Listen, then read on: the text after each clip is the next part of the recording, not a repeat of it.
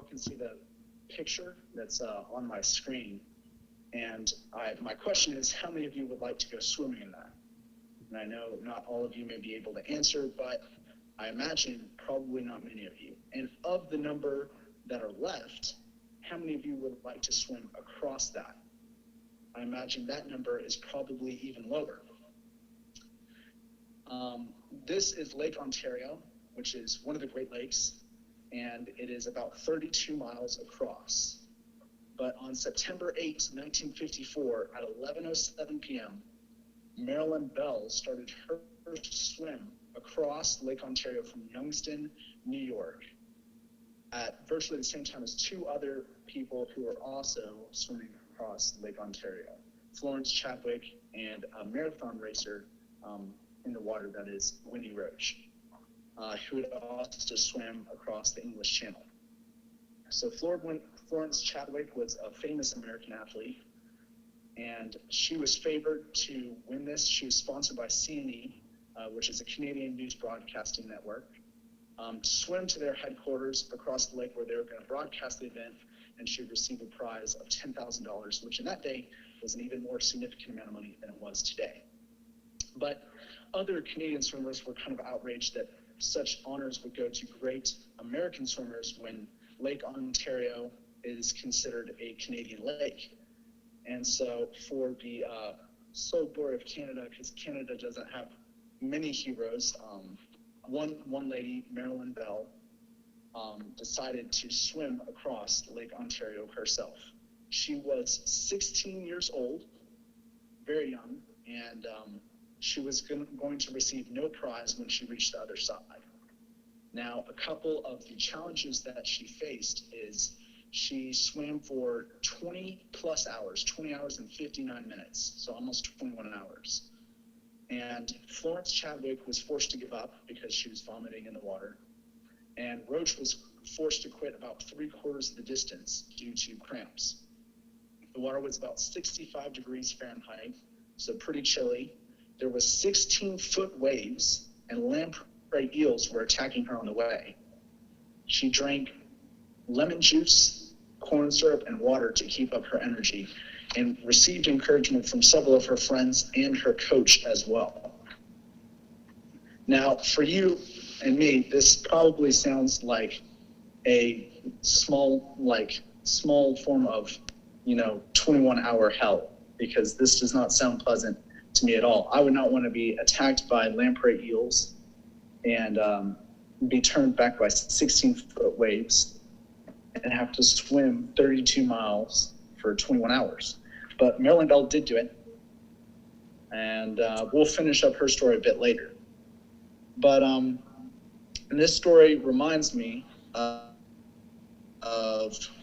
a promise that is found in the Bible that I find applicable to all of our lives, because we're all in a race which is difficult to complete, and there's a lot of challenges that are faced. And this verse says, "Therefore we also, since we're surrounded by so great a cloud of witnesses, let us lay aside every weight and the sin which so easily ensnares us, and let us run with endurance the race that is set before us." That's Hebrews 12, verse 1. And I think we face this set of trials. We kind of know about the onlooking universe in the back of our minds, and we know that Jesus has paved the way before us. But all we tend to see is the long expanse of difficulty that we see ahead of us. And for me personally, this is very hard to ignore. When I'm going throughout my day, it seems like there are more difficulties than times of peace and enjoyment. It seems like there's more trials than there is times of beauty and freedom. And I think that the persistence in the Christian journey must realizing the glory that lies ahead of us. Chapter 12, and people that are witnessing this have a heavenly kingdom to glorify, and we can glorify our Father in heaven. by enduring these trials. And I think that that is a promise that is really found nowhere else as clearly in the Bible. And the second half of the verse is the finisher of our faith, who for the joy that was and is sat down at the right hand of the throne of God.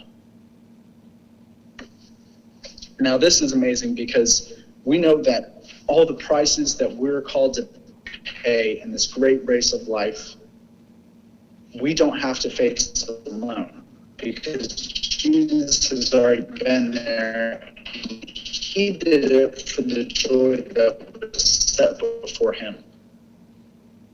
And so I think we can do the same because Christ did it first, and for the joy that is sometimes in my life when I have to look forward, because it doesn't seem like the things that I like to hang on to those things because I don't really understand what lies ahead of me. And I'd like to go back to our illustration. By the time Marilyn Bell had reached the other side of Lake Ontario, 250,000 people had gathered at the park to await her arrival. She was famous for many years on completing this swim, had a park named after her, and she's still alive today. And when she cannot remember the eels, cannot remember any of that, the cold water, the long lengths, all she remembers is coming out on the other side. There's a quote from Spiritual Gifts Volume 2 of a vision that Ellen White had when she was in heaven. She said, "We tried to call upon our greatest trials, but they looked so small compared to the far more exceeding and eternal weight of glory that surrounded us, that we could not speak them out. And we all cried out, 'Hallelujah, heaven is cheap enough.' And we touched our golden harps and made heaven's arches ring." So I'd just like to encourage you with this promise that when we are faced with the waves of life, the cold waters and the eels that try to attack us and make us to turn back or to give up, just remember that the price of the things that we are being asked to give up is far less than the reward that is waiting for us in heaven. And when we are asked to give these up, we must realize that heaven is indeed cheap enough and that the price that we're being asked to pay is worth it. So whether it be a cherished sin, a poisonous attitude, an aspect of your life that God is calling you to give up and you think the price is too great, just remember that in the eternal weight of glory with all the witnesses of the world watching and Jesus' effort sustaining us, the price is worth it. I believe the next person to speak is going to be Eric, and he'll share a promise with you all as well.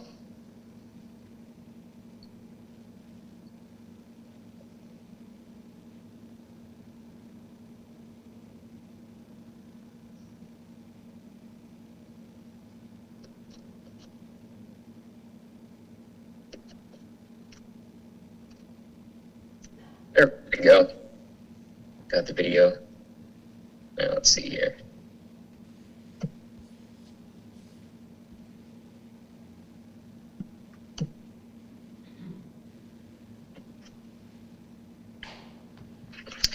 All right. Well, before I share the promise that I'm going to share this morning, I just want to pray again and ask that the Lord will help us to understand what He's trying to say to us.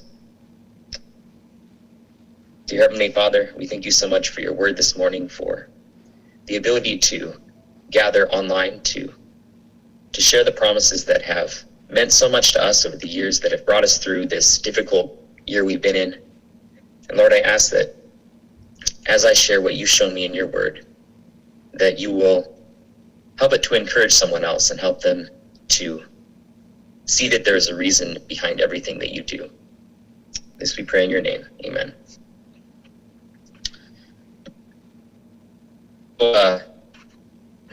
I was thinking about this is something that we have for homiletics, to share about a promise that has brought us through this year, that has helped us in trials, in situations that we struggled with. And I was thinking about one that I just keep coming back to. Every couple of weeks or so, I'll be in a situation and I'll be struggling, and I'll come back to this promise in the Bible. And I first became aware of it a couple of years ago. I had to go on a mission trip to Nepal, and this picture I'm sharing here, this is from Nepal, and I just got a notification that my internet is unstable, so please pray that it will work. But I had this opportunity to go to Nepal on a mission trip. It was with my senior class in high school, and there's a lot of excitement around. Those of you on mission trips know that there's a lot of excitement. You're preparing for the mission trip, you're fundraising, you're getting all your stuff together, you finally get on the flight. And I remembered that when I finally arrived in Nepal, I got off the plane, and it wasn't just like, getting off the plane, walking down the gangway into an air-conditioned terminal. We got off the plane into the open air.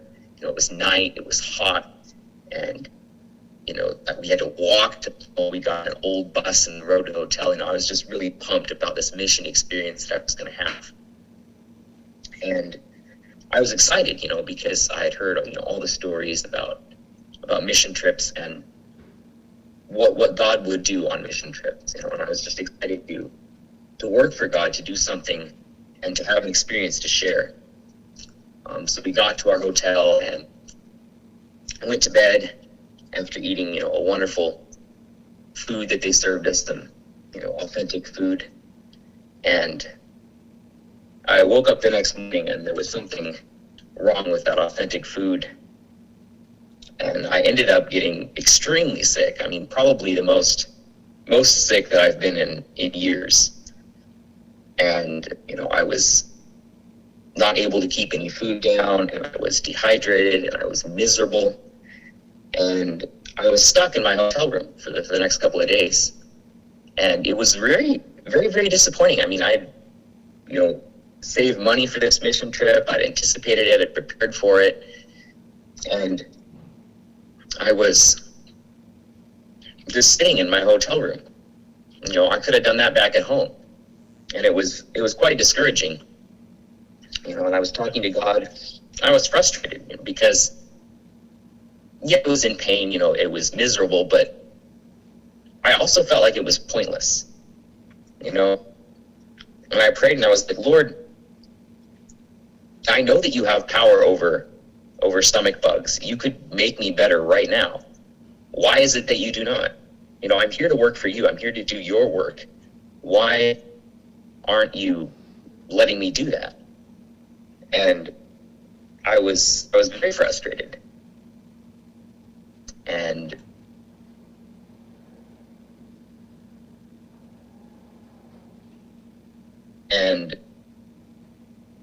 I was entertaining myself because the hotel that we were staying at did have internet, and so I was just watching YouTube and kind of wasting my day, feeling miserable and sorry for myself. And then the internet died, and that just made things worse. I was just feeling miserable, mostly because I couldn't see a reason for it, mostly because I didn't understand why I didn't make me better right now. And the internet died. And the only thing I had left to do, there was a view from our hotel, but it was too smoky to do anything. So I was stuck in my hotel room.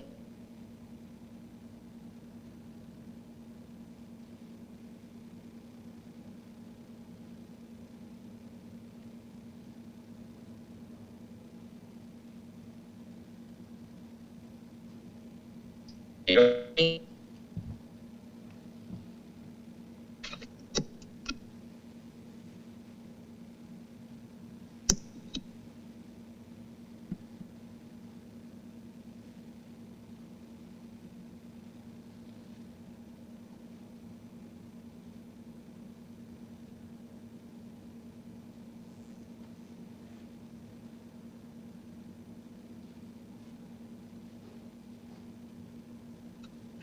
Can you hear me, guys?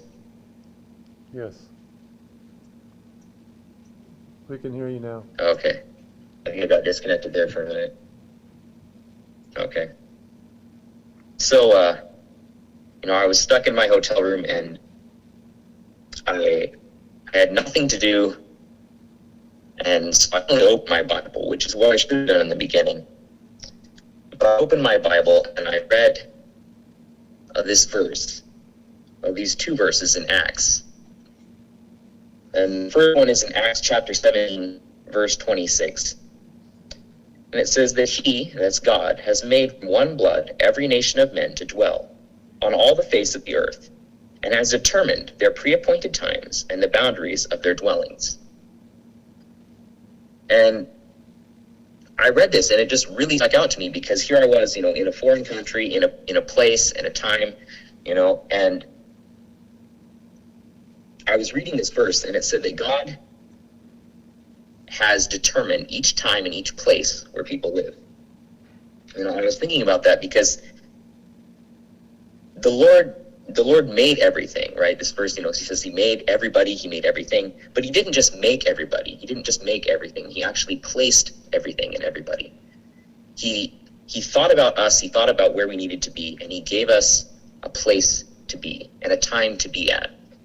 I remember I used to wish that I was born like 150 years ago, when in the time of the Advent pioneers, when they worked with their hands and they didn't have to worry about, so much interconnectivity.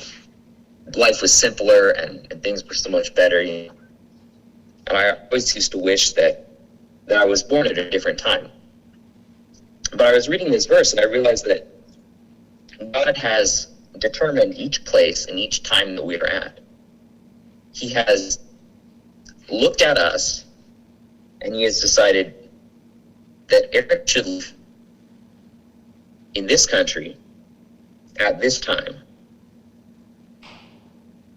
And that just gave me something deep to think about, because oftentimes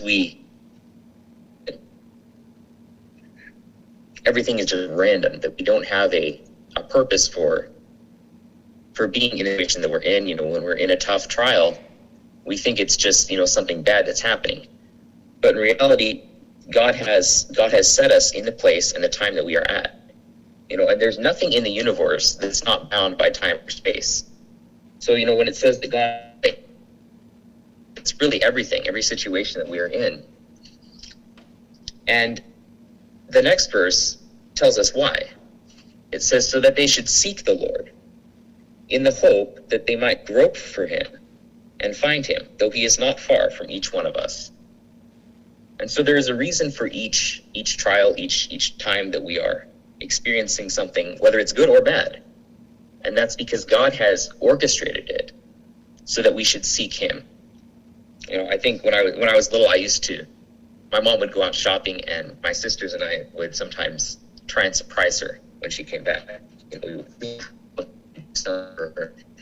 And she came home, there was always this positioning, we would try and figure out exactly how to make it so to see what we have. We would go out and carry in the groceries and then, hey mom, you should come look at this or something, try and set everything up just right that she can see what we had done. And I was thinking, this is kind of what God does, is he puts us in situations or he allows situations to happen to us in the hope that we will see him. He puts us in places that challenge us, that cause us to look at ourselves and see our own weakness, because he wants us to see him. And when I was reading this, on my mission trip, I was thinking, God has allowed me to be sick for some reason. And I don't know what that reason is, but there is definitely some reason. And that verse kind of inspired me to spend some time asking God, what is that reason? Is there something you want to tell me? And it ended up that God did want to tell me something. He wanted me to give some things to him that were standing in the way of me being a true missionary. And I wasn't able to represent God until I gave those things to him. And so God had used, this situation of me being sick to help me see him. I was just thinking about the way this verse says that God hopes that we will find him. He's just standing right there. He's he's getting as close as he can to us, and he is orchestrating things so that we have the best possible way to see him. But there's that we have to make, and that is that we have to seek God. And God makes it as easy as possible. He stands as close to us as possible, and then he hopes that we will seek him. And so this promise is important to me for a couple of reasons. And there are two aspects. The first is that there's a reason for everything that we go through, and that God is not just doing things randomly. There is a reason. He has put us in each situation that we are in. And the second aspect is that God has put us in each place that we are in so that we can see him, so that we can find him. But there's also a challenge that goes with this promise. And the challenge is to look for those aspects, to look in each situation that we are in, to see how it might lead us closer to God. And I think especially as time is drawing to a close, as we are in, the end times, things are just getting harder. There's just this year we can see that things have gotten even more difficult. The world has gotten even more crazy. And I just kept going back to this verse throughout this year. Whenever something goes wrong, whenever COVID policy changes, and classes are all up in the air and stuff, because I want to see in each situation, in each trial that I go through, what God's plan is and how this will draw me closer to him. And that's my prayer, that we will all be able to see those things that God is trying to show us, and that we won't pass them by because we think that life is miserable, or that we cannot overcome this trial that we're in. So that's the promise that I wanted to share with you guys this morning. And I think the next one to speak is Isabella.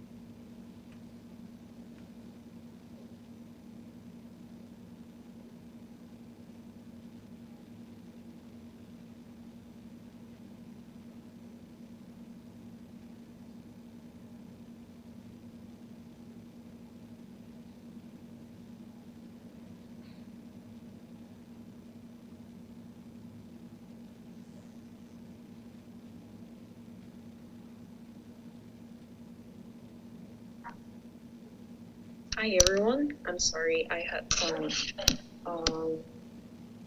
problems here with technology. And I'm going to share screen.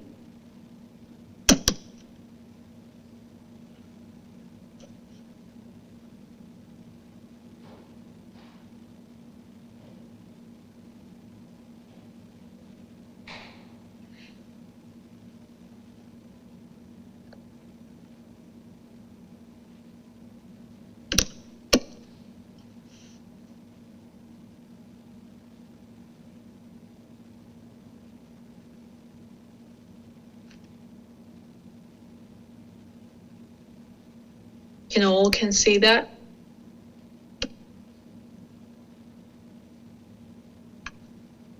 We can see it.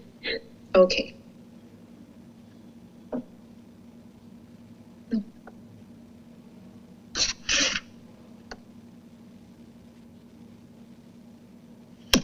Oh, there we go. Well, first of all, I would like to say good morning and happy Sabbath to everyone.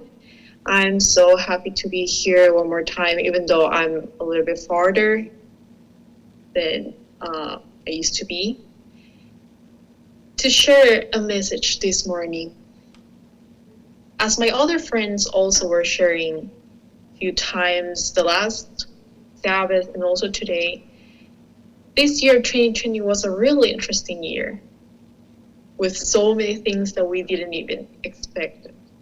And starting with the most known, the COVID-19 and all the changes that brought that virus, with some fires in the most, one of the biggest forests, or the Pope having decisions, some important topics.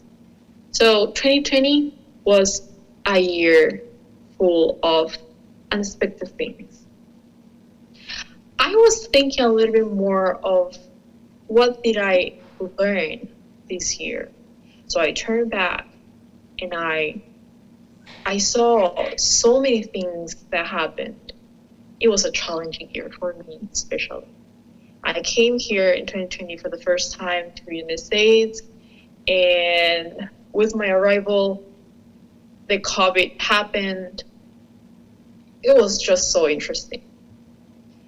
Not only that, even this class, Homiletics, with some of my friends here, it was a really challenging class. But I would like to share with you today something that I learned this year. Or better said, I relearned strongly this year. It's in Philippians. Let's read it together. Not that I speak in regard to need, for I have learned in whatever state I am to be content. I know how to be abased, and I know how to be abound.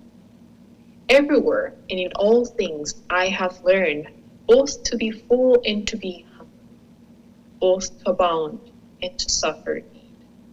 I can do all things through Christ who strengthens me. Philippians 4, verse 11 to 13. This verse is going to be our main verse, and we're going to try to study in detail each verse. First of all, here in the first part, it says, not that I speak in regard to need, for what I have learned. Here, learn comes from the original word manzano, which means, I'll read this to you. In fact, knowledge, as someone learns from experience, come to realize, in other words, is come to realize something through experience. How? So now the first point is, what are we going to learn? We're going to learn through experience that in whatever state I am, to be content. Content means satisfaction. or sufficient? I was looking for some articles or even news that they were talking about this topic of satisfaction, life satisfaction. And there were a lot, thousands and thousands and thousands of this topic. One of those were, are religious people happier than non-religious people? This was written 2 years ago. It says, considering factors that contribute to happiness and life satisfaction. Is religion related to life satisfaction, happiness? I think it's one of the most common questions that many people would ask. Or another one, marriage and money help, but don't lead to long-lasting happiness. This was this year, July, and it says our study of 14,000 Australians shows the effect of 18 major life events on happiness and life satisfaction. So there was so many different articles because people, they wonder about what can bring to their lives satisfaction and happiness. Is it money? Is it marriage? Is it going to a specific church or religion? Or is it work? Let's go to the next part. Verse 12, it says like this. I know, so now the second point, which is going to be answered with the verse 12, is how do we learn that? How do we learn to be content, to be satisfied? It says, I know how to be abased, and I know how to be abound. Here it says, I know. As I was explaining at the beginning, we are going to learn something through experience. So how are we going to learn to be content? Is through experience. Because here it says, I know, because I lived. I know how to be abound because I was in that situation. That's my own experience. I know how to have less or how to have more. But we'll continue reading the verse 12.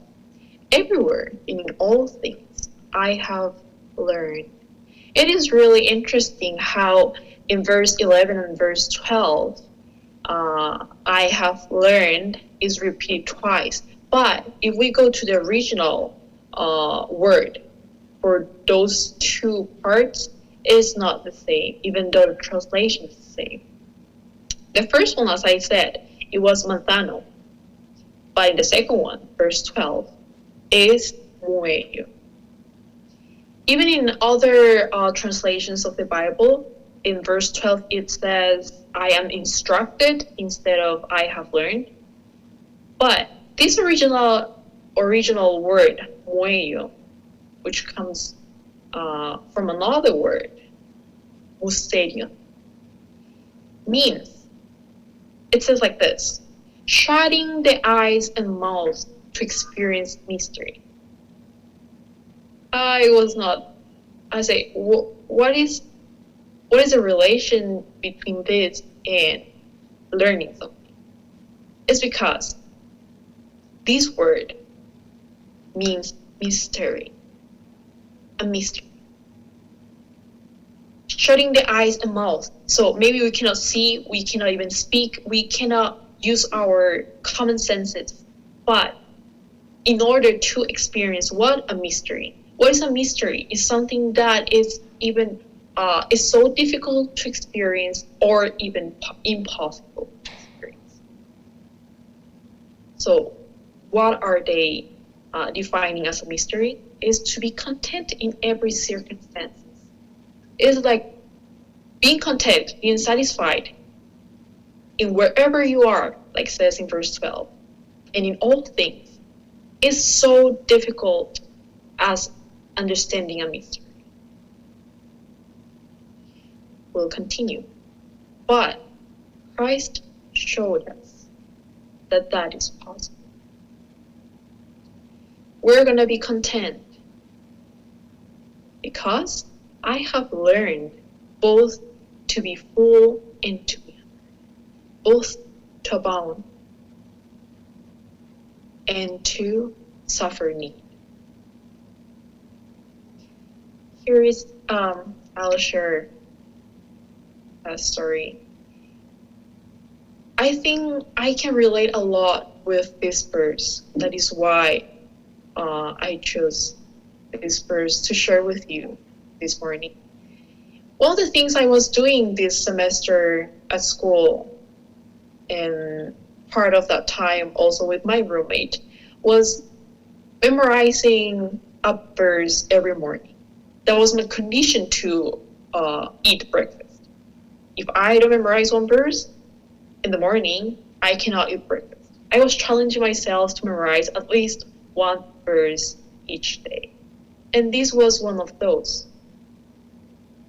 And while I was reading it, while I was memorizing, it touched my heart really, really strong.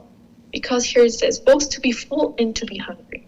No matter, they're not talking only in the material things. Both to be abound and to suffer need. It's also spiritual, social, physical, material too. Maybe you can have more. We can have less. We can have, one time I was in part of the province, like 12 hours far from the capital of Peru, Lima. We were there doing a medical missionary trip, and I met this girl. It's such a little girl, so cute. And one of the things surprised me. It was every time that I was with another person, with another girl or kid, she started crying and said, "No, you don't love me." So she was just she was having that conclusion because I was not spending time with her. Because I saw her background. That that family, they were not having, many times they were hungry, many times they were suffering need. They were not stable. It was a family where just there was a mom and not a father.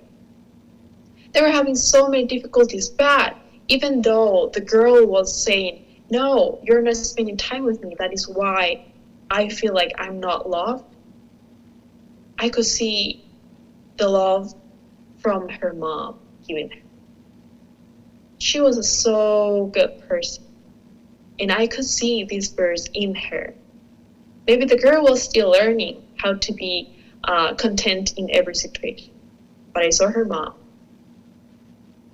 And there are some people that you can see in their faces something that you cannot see in other people, even though they cannot have like a huge house, so much money or stable work or something, or even a food to eat every day. They have this smile that tells you that they are satisfied. They're happy with the things that they have. We'll continue. And the third one is why do we have to be content even in difficult circumstances? Why we as Christians should be content? It's because of this reason. I can do all things through Christ who strengthens. We can do all things through Christ who is our strength. Says Philippians 4. So I'll make the points again. What do we have to learn to be content in every circumstance, in every situation? And how can we learn that? Through experience, living those situations, maybe falling also, but getting up, standing up again with the help of God. And why are we content in all situations? People are going to ask you, like, how can you be happy even though you don't have something? How can you be happy even though you cannot go outside without a mask? Or you cannot go to some places that you used to, or you cannot see people like you used to see before. It's because we have Christ. There is here in the book Fundamentals of Christian Education, page 495, it says, there are restless ones who, were they to go to a new place to live, would still be dissatisfied because the spirit of dissatisfaction is in the hearts. And a change of place does not bring a change of heart. Their characters have not been refined and ennobled by the Spirit of Christ. They need to learn the lesson of contentment. There are many people who will change the place, who will travel to another place, who will meet different people, who will try to do every single place for a satisfaction. But here it says, no matter where you go, if you don't have the Spirit of Christ in you, that will be worthless. And that will not be worth it. And they need to learn the lesson of contentment. I will share one more verse. In 2 Corinthians chapter 12, verse 9 to 10, says, and he has said to me, my grace is sufficient for you, for power is perfected in weakness. Therefore, I am well content with weaknesses, with insults, with distresses, with persecutions, with difficulties, for Christ's sake. For when I am weak, then I am strong. The mystery that I was talking before in Philippians chapter 4, verse 11 to 13, was the contentment. That's a mystery that's not easy, because in weakness, we'll have more desire to be fulfilled. In need, we are going to try to fill that need. But here it says, my grace is sufficient for you, for my power is perfected in weakness. When we are weak, God is strong. When we cannot do something, God can do it. Do you know what is this? A bowl. Do you know why a bowl is, how a bowl can be useful? A bowl can be useful when there is a space in order to put something. That's the purpose of the bowl. But if you see carefully to this bowl, the bowl will have a part that is strong, but it will have an emptiness, because that is the purpose of the bowl. Many people will try to make this bowl, and imagine that you're making a bowl and say, oh, no, emptiness, that doesn't sound really good. So I'll fill it with the best materials to make this bowl filled. So if you make that will not be a bowl anymore.